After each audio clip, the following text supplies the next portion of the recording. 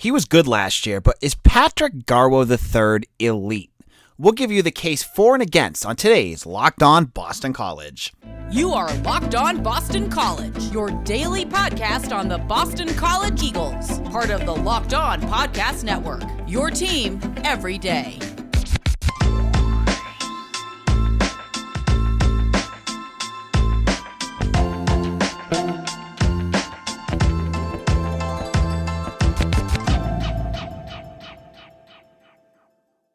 This is Locked On Boston College. AJ Black here. This is going to be a running back heavy show. We're going to talk about Pat Garwo, the running back junior for the Boston College Eagles, who last year ran for 1,045 yards and 7 touchdowns in his sophomore season with the Eagles. It was a big year for Garwo. He came out of nowhere. He became the lead back after David Bailey went to Colorado State, and he flourished. He averaged 5.1 yards per carry, and he looked as explosive as you'd want for a BC running back. I don't want to say he was A.J. Dillon, because clearly he was not that. But he looked good, and he made himself into a name. He was an All-ACC. I think he was third team for the conference, and he looked very much the part of a star in the making. Now, the question I want to ask today is not that is Pat Garwo good, because we already know he's good. Is he elite? Is he one of the best running backs in the ACC? And you can use your statistics to make the point, and you can use statistics to prove that he isn't. And so what I want to do is I want to kind of break down how he compares to other players in the conference. And the first name that you want to look at is Sean Tucker. Sean Tucker is the elite running back in the country, in the conference. I mean, he's one of the best in the country. He's the running back for Syracuse. He ran for 1,500 yards last year with 12 touchdowns. He is one of the best. He alone on a Syracuse team that didn't have much talent around him, and Garrett Schrader's not very good. And, they don't have a quarterback. They don't have much of a passing game. He was able to make Syracuse, stay above water last year. Every time he touches the ball, he's explosive. He does all those little things. So he, obviously, I would put above Pat Garwo. Who else is out there that would be above Pat Garwo? Well, a lot of the names that may have been running backs that are better than Garwo have all graduated. Guys like Mateo Durant's in the NFL. Zonovan Knight. Jahmyr Gibbs is off to Alabama. Raheem Blackshear, I don't think he's better. But so you got a couple guys here that are better. But you look who is coming up, and then you could see, okay, maybe Garwo isn't at that level yet. Will Shipley is the first one I think of, the running back from Clemson. He, in his freshman year, played in 10 games, rushed for 739 yards. Now, if Clemson can figure out their offense, I think he could be elite. But those are just some of the names out there. I think Pat Garwo has some things. We're looking at the team now. Let's look at Garwo in terms of how he performs with BC and what things have changed that could make him better and things that might hinder him. Because, he averaged 5 yards a carry, but there were games where he struggled.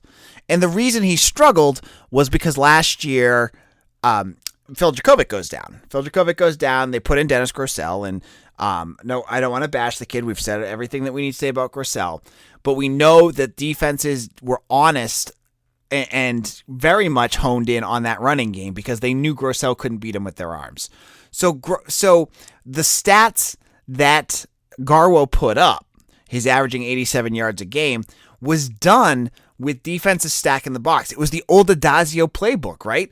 When they're putting 8 guys in the box, because you can cheat linebackers in, you can cheat safeties into the box, because you know that Dennis Grosel can't beat you over the top, that makes running that much harder. So that makes it even more impressive for what he did last year, for what Garwo did, because there were games where defenses were just waiting on it. Now, some of his biggest games, I think, came before all of that cheating up kind of stuff happened. His biggest game of the season arguably was against Missouri. He had in that game 175 rushing yards, 2 touchdowns. But he also had some big games down the stretch, too. He had games against Virginia Tech. He had a touchdown. He had 116 yards, 104 yards against Georgia Tech. And, he had a big game against UMass earlier in the season. So he had his moments. And that was all without Djokovic there, or when Djokovic was back, but he wasn't 100%. And, as the season kind of wore on with those last couple of games, defenses knew that Djokovic wasn't going to be able to beat them. And so again, 71 yards against Florida State, averaging only 2.96 yards per carry. And against Wake Forest, he only rushed the ball 11 times. So Garwo had this up and down season. And I think, for me, when I look at what he could do in terms of bringing his game to that next level, it again encapsulates what Djokovic could do. What Djokovic is capable of doing to this offense. Because if Djokovic goes back there and he's throwing for 250 a game, 275 a game, defenses aren't going to be able to stack the box. They're going to have to be very cautious about Zay Flowers. They're going to have to be cautious about Jaden Williams and some of these other targets that are out there because Phil Drakovic's going to get them the ball. And that in itself is going to leave Garwo wide open for some big runs. Think about it. There'll be games where, they're going to go 4 wide receivers. They're going to have Pat Garwo lined up next to Djokovic. Djokovic could go back there, go play action, hit a couple big passes, and then he'll run it with Garwo here and there too.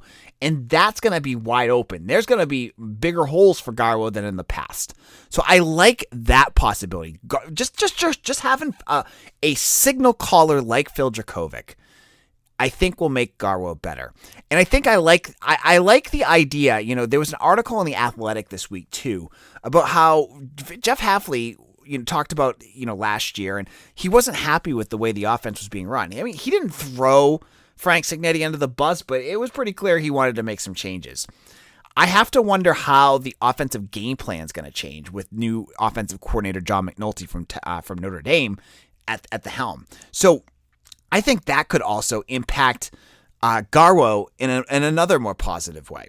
So those little factors, I think, will open up the game for Garwo. We'll get him more touch. We'll get him better high probability touches. No more, trying to beat off 2 safeties, 3 linebackers to get out of that box.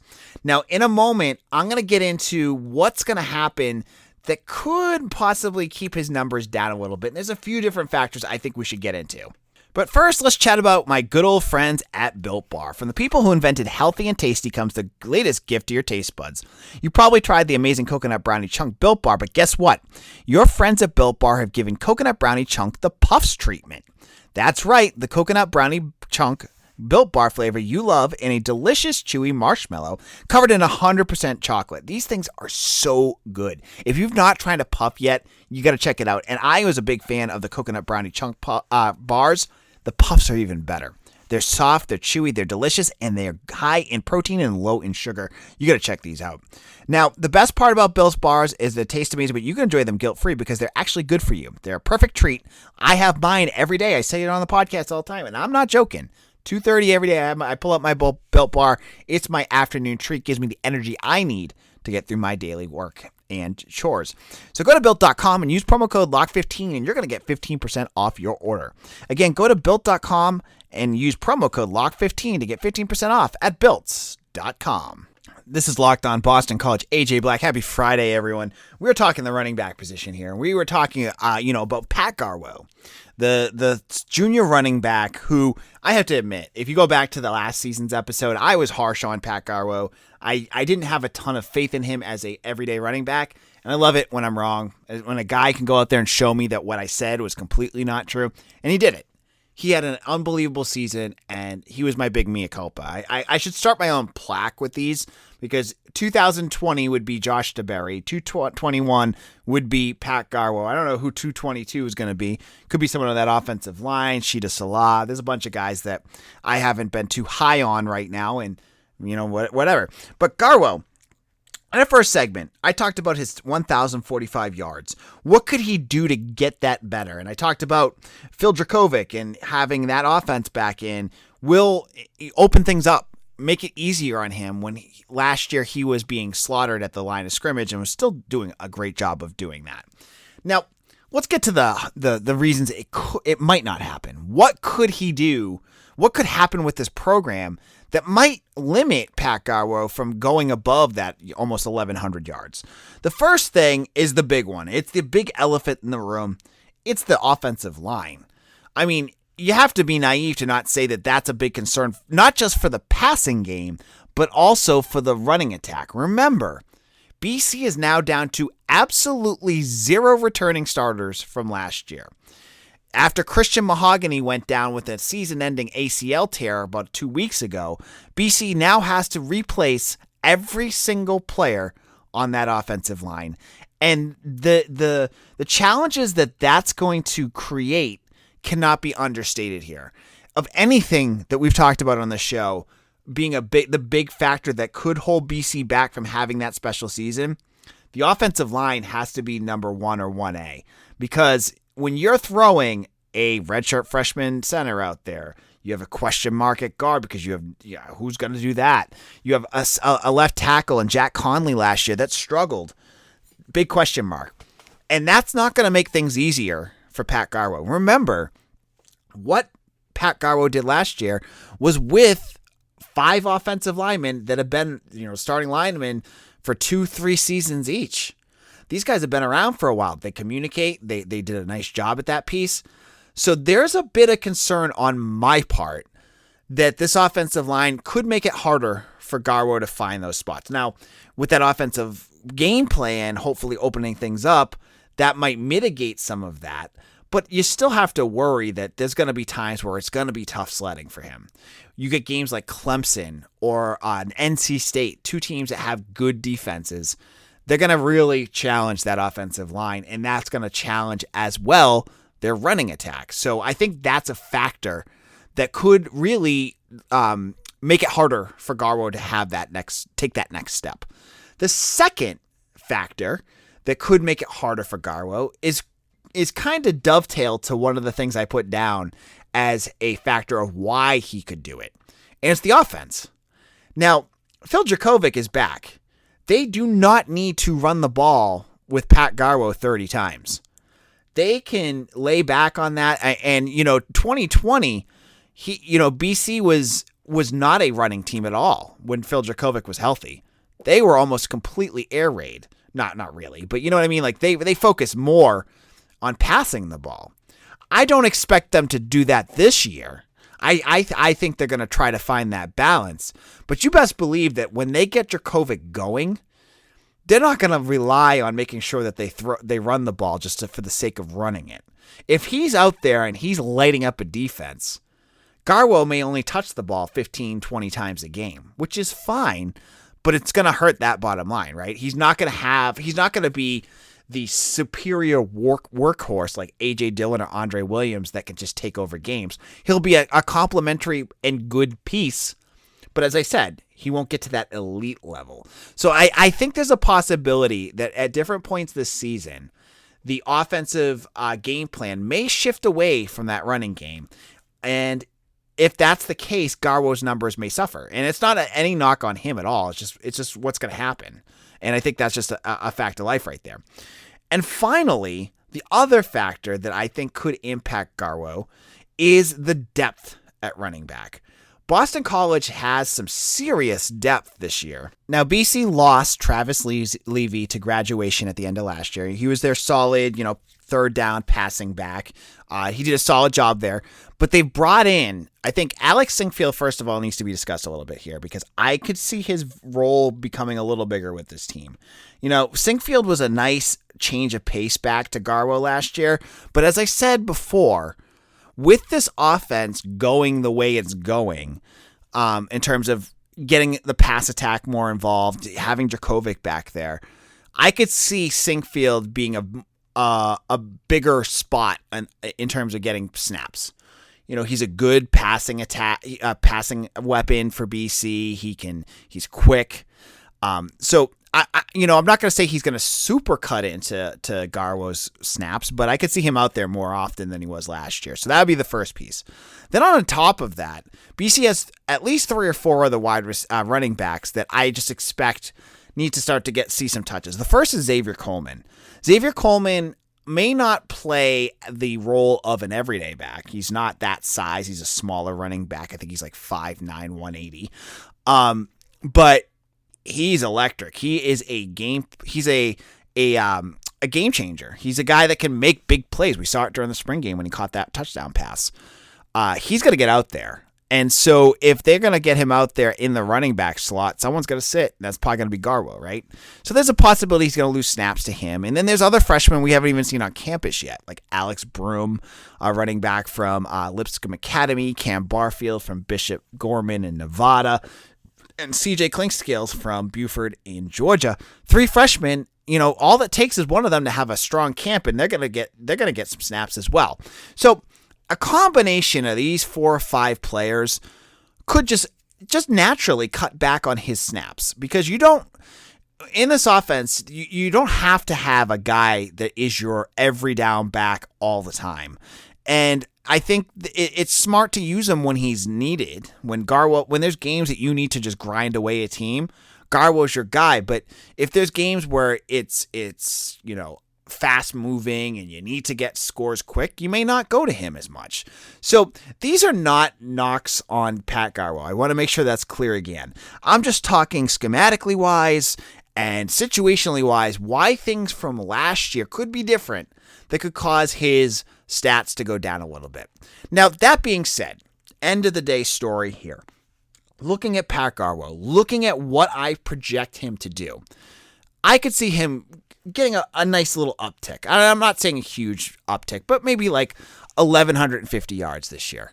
I think that's not out of the realm of possibility. Given the offense and what he can do, I think he'll be a good running back. I think he's going to do exactly what you need, and I think that will help. But at the end of the day, will he be elite?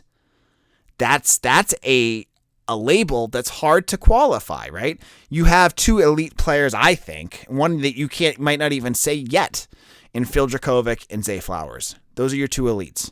Is Garwo at that level yet? No, he's very good, not elite yet. So I don't think he's going to do that this year, but that's not a knock on him. I think he is a good running back. Now, in our final segment, it's more recruiting talk. This is going to be the final weekend of BC's official visit cycle going on, and I'm going to tell you what to expect and some names you're not going to want to miss. Well, we're back. This is Locked On Boston College. AJ Black here, and this is the last weekend of a trio of big official visits that Boston College has had. Now, if you've been paying attention to my site, bcbulletin.com, I have been talking to recruits, interviewing them, getting their viewpoints of what's gone on this weekend, these big weekends that they've had. And I have to say that they've been super impressed with what they've seen at BC. And now, yeah, a lot of that could be just recruit talk. They get excited about everything. So it might be a little bit, exaggerated how great it was, but look at the results, right? BC's landed like 6 or 7 commitments over the last 2 weeks. And there have all been names of guys that have big offers, multiple official visits. There, Ryan Mickow, and I have to apologize. I screwed his name up two or 3 times on an episode last week. I kept calling him Wickow. It's Mickow. Ryan Mickow from Florida. Sean Battle. There's Montrell Wade and Nate Johnson, the 2 wide receivers that they've landed. Now, this weekend, they have another massive grouping of official visits, and they're all names that I'm like, wow, good for on Jeff Hafley and staff for getting such impressive weekends, because not only is it big, we see the guys and you're like, oh, wow, you see their offer list, you go to 247 Sports and you see like, okay, this guy's a 3-star, he's almost a 4-star. That's impressive. But too, that the other recruits are looking at each other going, oh, wow, look at that guy's here, this guy's here. It's a big deal for them too, right? So you look at some of the names and it's hard to gauge who's going to commit, but we're at the end of a cycle here. I believe July 1st is the end of this next live period. So you're going to see another slew of commitments coming up, not just from this group, but from groups from weeks past. And I know there's one other silent commitment. I can't tell you more about it. That is still waiting to announce, and we'll hear about him when he announces. That should be another one. But there's some names the biggest name to me, there's two big ones that I think I'm like, if they could land both of these guys, they would be beautiful additions to this class. And that's Dontavius Braswell, a running back from Washington County in Georgia. He is a 4-star running back. He is like burner with speed. He runs a 10.7500 and a 22.02 200. So like really fast track star with finalists of Louisville, BC, Nebraska, and South Carolina. Now, I'm a big fan of the recency factor, and this is his last visit. So if BC goes out there and blows this guy away, they're going to get him. They're going to get that 4-star running back, another track star, and he would be absolutely a home run. He's from Georgia, big-time recruit here. This would be awesome. Dontavius Braswell, you're going to want to keep your eye on that. Now, the other big one that I am really excited about, Ronan Hannafin. Now, we've talked about Ronan Hannafin on this podcast. He's an athlete from Cambridge, Massachusetts. He's the number 4 recruit in the state. The other top 3 are guys that BC just has no chance at. And I think BC's in better shape than you may think. He's a 4-star athlete. I believe he can play wide receiver or linebacker. I believe BC's looking at him at wide receiver, but I'm not 100% sure on that one. His visits, well, take a breath here, Clemson, Notre Dame, Alabama, Boston College. And you're saying to yourself, one of these things is not like the other. But don't count out BC here, folks. I know you look at that. You see the pictures of him with Nick Saban and Dabo Swinney. You're like, oh, God, they don't have a chance in hell here. They do. Now, are they a favorite to get Hannafin? Probably not. I think Notre Dame's probably the favorite at this point. But BC goes out there and wows this kid. He may want a place closer to home. He may like Jeff Hafley, and I know he does. He's talked to me before. He's been at BC's campus a lot. And it's not just like, cursory, like I have to do this type of stuff. He goes because he likes it. He likes Boston College. He's had a good relationship with the school for years now. So don't discredit them. Alabama, Notre Dame, Alabama and Clemson came along real late. I know they're attractive schools, but sometimes for a player, getting in early with them, getting that relationship means a lot to them. And so don't discredit BC in this one. It might be something worth watching, seeing how he reacts to this, because, if BC makes him out, tells him that he's a big deal, that you got to come here because you're a local kid, we'll make it you're going to be able to play at the front of all your friends and show them that you helped revitalize BC. They might be able to sell that, other than, Nick Saban going, well, we've got, I saw them with like the chains that says the Alabama factory. Hey, what a great way of making it seem personal when they're just being like a cog in the piece of Alabama football. I mean, it doesn't make you feel special at all, other than you're wearing a chain that says Alabama factory on it. I couldn't believe that was real. It just seems so condescending, but whatever. But there's factors here that could lead to him here. So I think that's worth watching. And he obviously could end up at Notre Dame too. That's a big one. But there's other names that are coming that I think BC has great shots at. Antonio Cotman, I know that they've had him a bunch. I'm going to mispronounce this poor kid's name. Pele Fowo, a linebacker from Bishop Gorman in Nevada. Again, a power school. Love this kid. They don't have a linebacker yet. He would be great. And he's taking his second visit after visiting Cal. There's a lot of good talent coming here to BC this weekend. And I'll have all the updates up on BC Bulletin and on Twitter throughout the weekend. So you're going to make sure you want to check all that out. I'll be talking to as many of these kids too as I can after they do make their decision. So thank you all for listening. Have a great weekend, everyone. You can follow me on Twitter at AJBlack_BC or at BCBulletin.com. Thank you all. Have a great weekend.